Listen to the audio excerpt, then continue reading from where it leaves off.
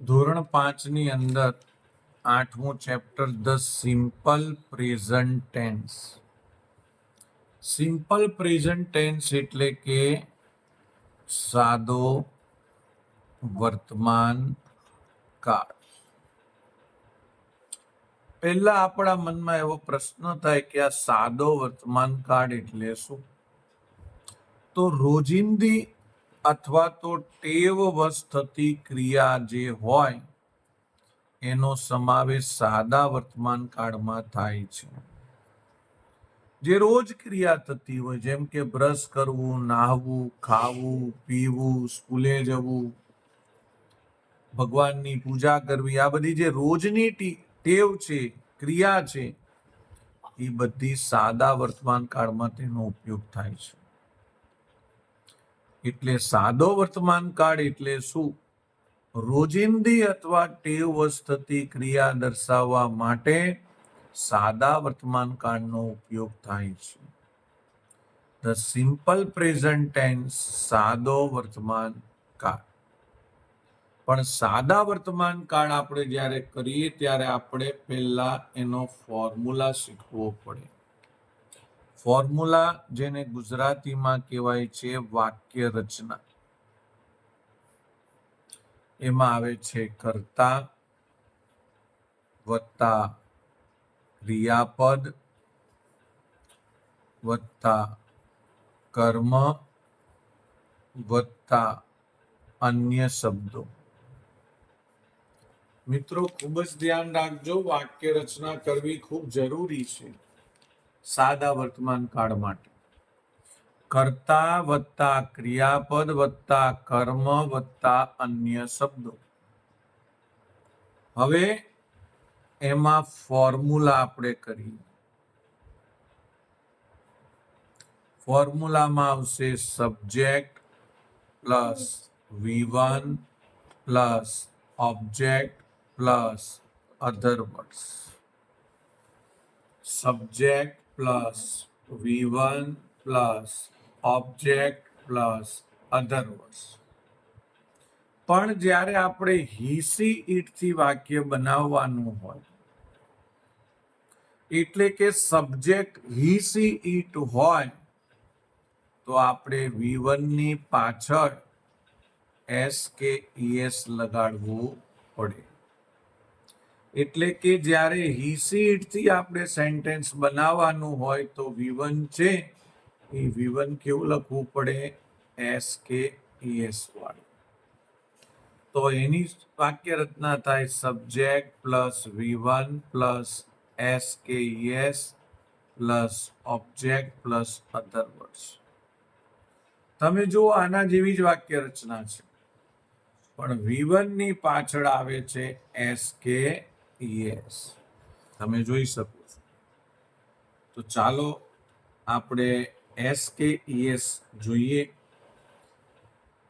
કોની પાછળ એસ લાગે અને કોની પાછળ ઈએસ લાગે, આના પાછા નિયમો છે. એસ કે ઈએસ લાગવા માટેના નિયમો આપણે શીખીએ. પણ એની પહેલા પ્રેઝન્ટની વાત થાય તો એમાં ઇઝ એમ આર આવે અને હેવ હેઝ આવે.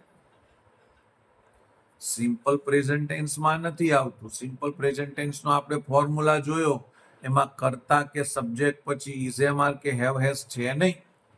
પણ પ્રેઝન્ટ ટેન્સમાં આપણને ઇઝ એમ આર અને હેવ હેઝ આપ્યું છે, તો એ કોની જોડે આવશે? એના માટે પહેલા આપણે એક ટેબલ જોઈ લઈશું, ચાર્ટ જોઈ લઈશું. તમને મિત્રો ખબર છે, આપણે પહેલા લઈએ છીએ ઇઝ એમ આર અને પછી લઈશું હેવ હેઝ. ધ્યાન રાખશો.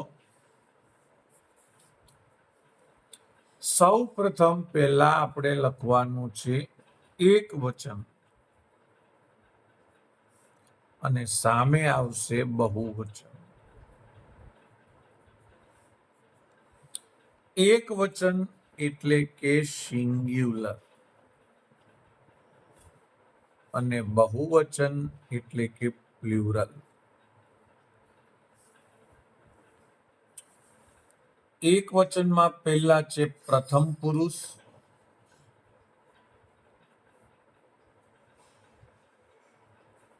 બીજો પુરુષ, ત્રીજો પુરુષ. પ્રથમ એટલે કે ફર્સ્ટ પર્સન, બીજો એટલે કે સેકન્ડ પર્સન અને ત્રીજો એટલે કે third person. First person, second person અને થર્ડ પર્સન. ફર્સ્ટ પર્સન એટલે કે પ્રથમ પુરુષ એક વચન કયો છે આઈ અને પ્રથમ પુરુષ બહુવચન કયો છે વી. બીજો પુરુષ એક વચન કયો છે યુ અને બીજો પુરુષ બહુવચન કયો છે તો ઈ પણ છે યુ. ત્રીજો પુરુષ એક વચન કયો છે તો કે હી, સી, ઇટ અને ત્રીજો પુરુષ બહુવચન કયો છે ધે. આ એક વચન ને બહુવચનમાં આઈ, વી, યુ, હી, સી ને ધેનો શું ઉપયોગ છે એ જો તમારે શીખવું હોય તો એનો આપણે એક અલગથી વિડીયો બનાવેલો છે, એ તમે ડિસ્ક્રિપ્શનમાં જોઈ શકો છો. કારણ કે આમાં શીખવાડવા જઈશું તે બહુ લાંબો વિડીયો બની જશે.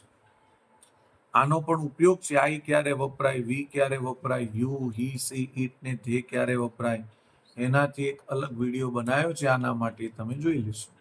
ખૂબ જરૂરી છે. પણ હવે વાત આવે છે ઇઝેમાર. તો તમને ખબર છે કે આ એમ જે છે ને એ હંમેશા આઈ જોડે જ આવે. એમને બીજા કોઈ જોડે ફાવે જ નહીં, માત્ર ને માત્ર આઈ જોડે ફાવે. અને આ ઇઝ જે છે ને એ પણ હંમેશા હી, સી, ઇટ જોડે જ આવે. આ ઇઝ પણ છે ને એને હી, સી, ઇટ જોડે જ ફાવે, બીજા કોઈ જોડે ફાવે નહીં સાહેબ. એટલે આઈ જોડે એમ, હી, સી, ઇટ જોડે ઇઝ, એટલે હી is, she is, it is. પણ આ આર છે ને ઈ ડાયો છે, એને બધાય જોડે ફાવે. જો વી જોડે આવે, યુ જોડે આવે, તે જોડે આવે. તમે કહેશો સાહેબ બધાય જોડે ફાવે તો આ આઈ અને હી, સી, ઇટ જોડે ના ફાવે. પણ હવે એને એની જોડી બનાવી દીધી છે, શું કામ પછી આરને બોલાવે? મિત્રો આ એક સમજૂતી માટે છે, તમને થોડો રસ પડે ને મજા આવે. ઇન શોર્ટ, આઈ જોડે એમ આવે, હી, સી, ઇટ જોડે ઇઝ આવે અને બાકી બધા જ જોડે આર આવે. તો ચાલો એવું સરસ મજાનું આપણે ગીતડું ગાયું. I am, we are, you R,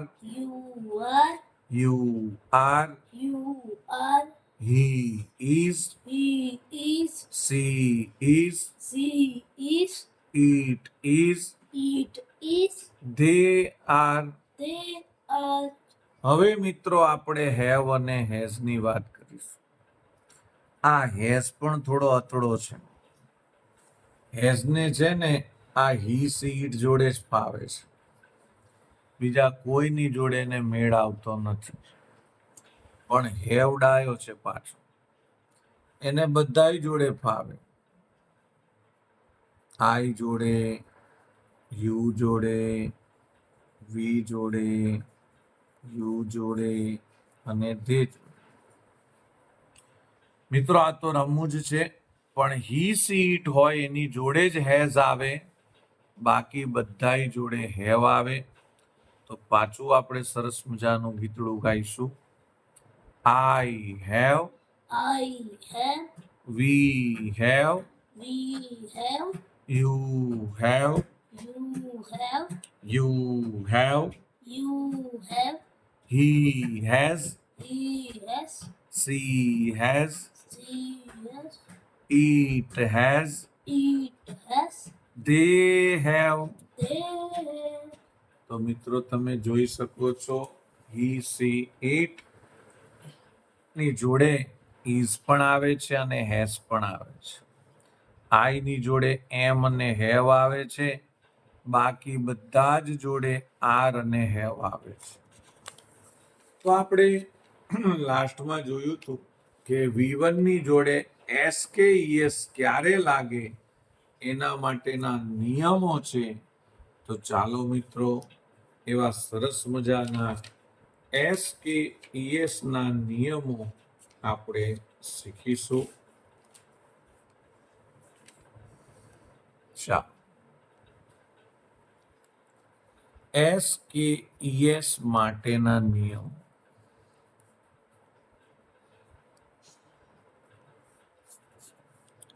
પહેલો નિયમ, જે સ્પેલિંગની પાછળ S, double S, SH, CH, X, O આવે તેની પાછળ ES લાગશે. તમે વિચારો મિત્રો, કોઈ તમે સ્પેલિંગ જુઓ અને એની પાછળ કદાચ S આવતો હોય, કદાચ ડબલ S આવે, કાં તો SH કે CH આવે, કાં તો X કે O આવે, તો આપણી સ્પેલિંગની પાછળ શું લગાવી દેવાનું? ES લગાવી દેવાનું. જેમ કે પાસ, તો જો ડબલ S આવે છે તો આપણે પાસ લખીને પાછળ શું લગાવવાનું? ES. જેમ કે વોસ, તો પાછળ SH આવી ગયું, SH આવે તો પણ શું લગાડવાનું? ES. જેમ કે ટીચ, પાછળ CH આવ્યું, પાછળ CH આવે તો પણ આપણે શું લગાડવાનું? ES. ફિક્સ, પાછળ X આવ્યું, X આવે તો પણ આપણે શું લગાડવાનું? ES. ગો, પાછળ O આવ્યું, O આવે તો આપણે શું લગાડવાનું? ES. તો તમને ખબર પડી ગઈ કે જે સ્પેલિંગની પાછળ S, double S, SH, CH, X, O આવે તો આપણે શું લગાડવાનું રહેશે? ES લગાડવાનું રહેશે. એવો જ એક મિત્રો બીજો નિયમ છે, નિયમ નંબર 2, જે સ્પેલિંગની પાછળ F, FE આવે તો તેને નીકાળીને VES લાગશે. જેમ કે અહીંયા લખ્યું છે WIFE, વાઇફ, તો પાછળ FE છે તો આપણે એ કાઢીને શું લગાડી દેવાનું? VES. FE નીકળી જશે અને VES લાગશે. જેમ કે તમને એવું લાગે લીફ, તો પાછળ છે F, F નીકળી જાય અને એની પાછળ શું આવી જશે? VES. નિયમ નંબર 3, પણ આ નિયમ 3 અને 4 બે ભેગા ચલાવવા પડે એવા છે. કેમ? જો જ્યારે કોઈ સ્પેલિંગની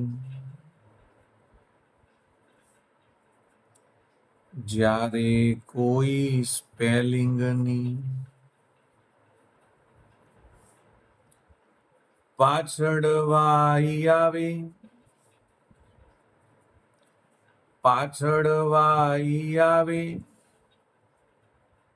અને તેની આગળ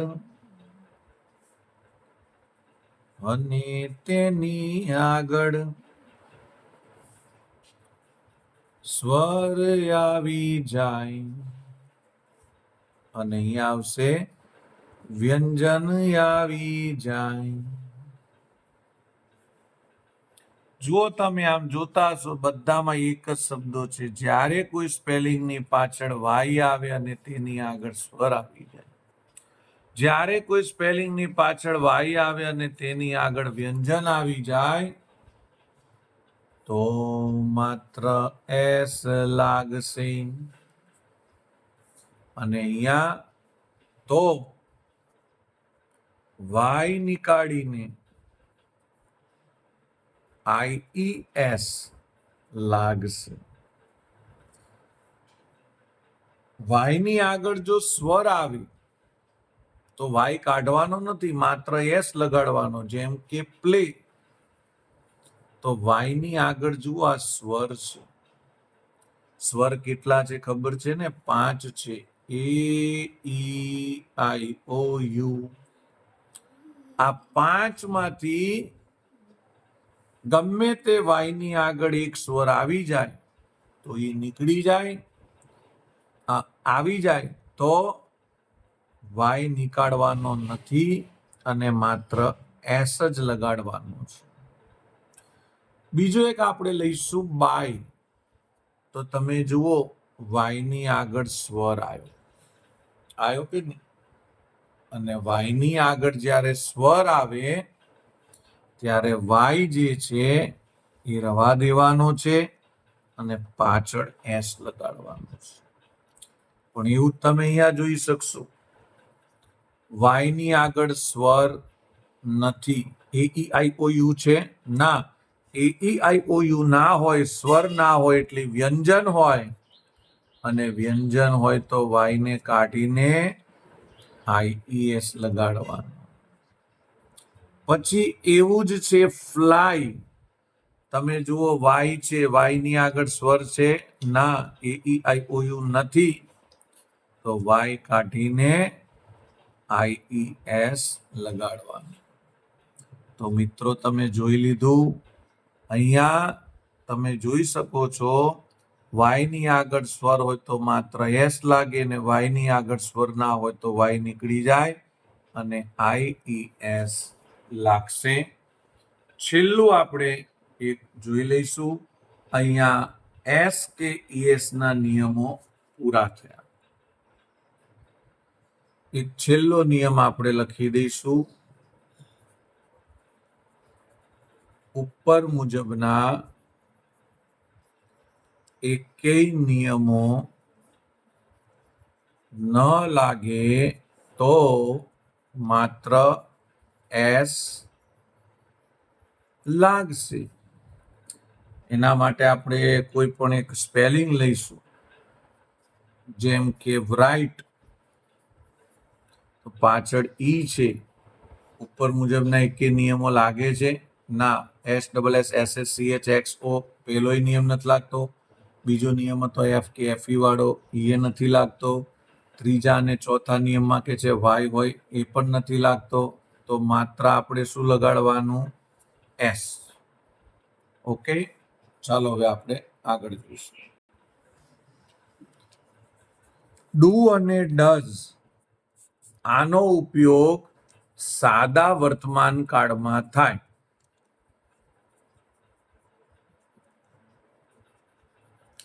પણ ક્યારે થાય?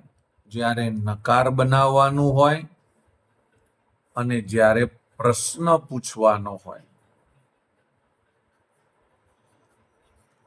આમ તો સાદા વર્તમાન કાળમાં ડુ ડઝ વપરાતું નથી, પરંતુ જ્યારે નકાર વાક્ય બનાવવાનું હોય એટલે નેગેટિવ સેન્ટેન્સ બનાવવાનું હોય, પ્રશ્ન પૂછવાનો હોય એટલે ક્વેશ્ચન સેન્ટેન્સ બનાવવાનું હોય, ત્યારે ડુ અને ડઝ નો ઉપયોગ થાય.